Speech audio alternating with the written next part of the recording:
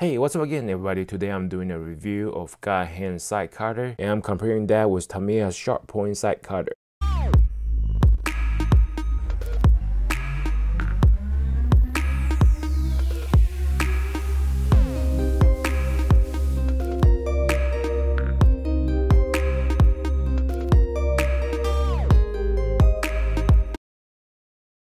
So if you are familiar with Japanese culture, you know that they love limited editions and sometimes they would like to keep the volume of a product low to keep the price high. I was able to get these at a much lower price when another production batch was released. Otherwise, I have seen price gone up as high as $80 or $90, which is just ridiculous for a pair of side cutters. Anyways, on the left, I have a pair of Tamiya sharp point side cutters that I've been using for a while now. So to review the guide hand, I need something else to compare that to. The Tamiya is what a lot of modelers are using.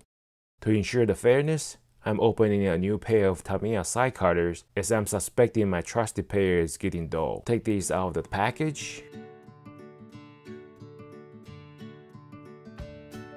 Guide hand comes with a nice cover.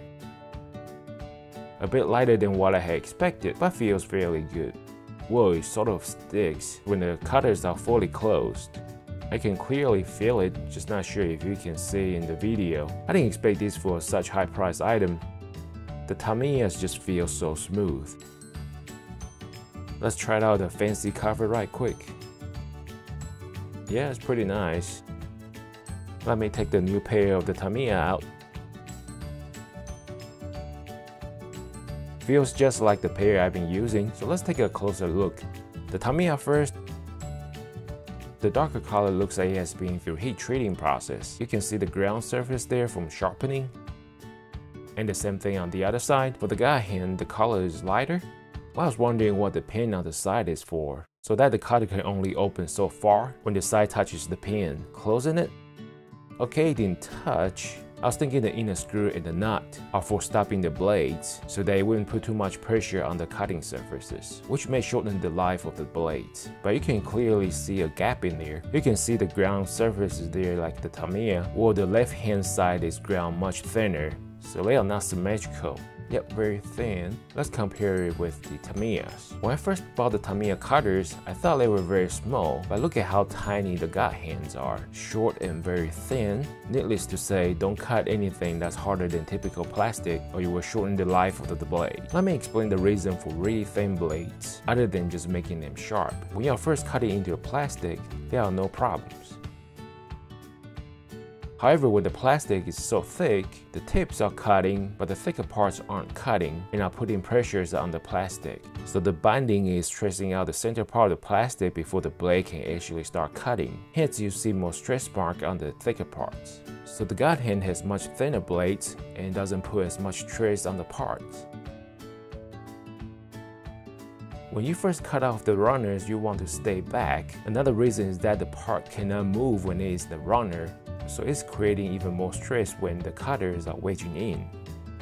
On the second cut, if you cut really close to the part, you are still going to have a little bit of a stress mark, even where the gates is free to move out. Ideally, you want to leave a little bit of plastic and finish with a hobby knife and sandpapers.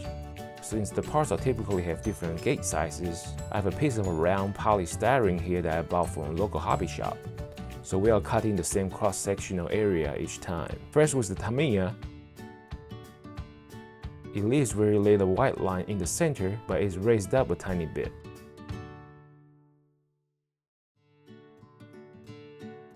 Now with the guide hand, that was very easy to slide through the rod. One more time here. There's also a little bit of white in there. It's hard to see on a white rod, but the cut is definitely smooth. Let's try on a darker color and on real parts.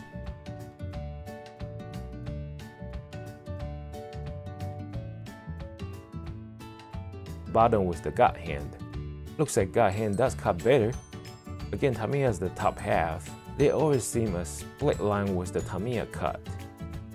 Now Tamiya is at the bottom, again with very visible split line. Let me clean up the gates a bit. Refer to my video number 20 regarding trimming the gates. So I'm doing a second cut assuming that you are not going to clean up the gates with a hobby knife.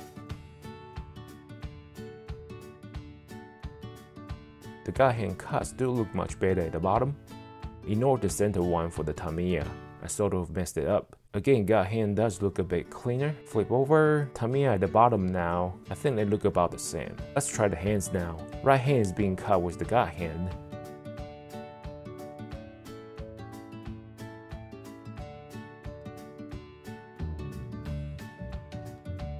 Cutting the Vulcan part with Tamiya with the second cut.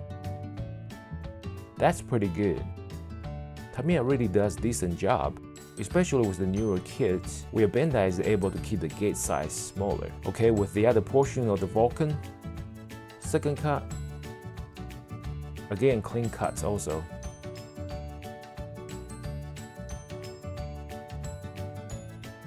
I'm going to cut a section of the runner for the test. Normally you just don't cut something this thick. So first with the Tamiya, there's a lot of white there, but it's not too bad. Usually when a part is this thick, the center will stretch so much that plastic is starting to crumble or flaking off. Okay, I didn't expect this. The white surfaces is much greater than Tamiya's, but the cut is actually smoother and flatter if you look from the side. Cutting with the Tamiya again. The white stretch mark is smaller, but I'm sure it's deeper. Again, if you look from the side, the center portion sinks in. Yeah, so God hand is nice, but it's up to you to decide if it's worth the extra. If you're buying it around the time I post this video, the difference is going to be around $25, which you can buy 2 Tamiya side cutters.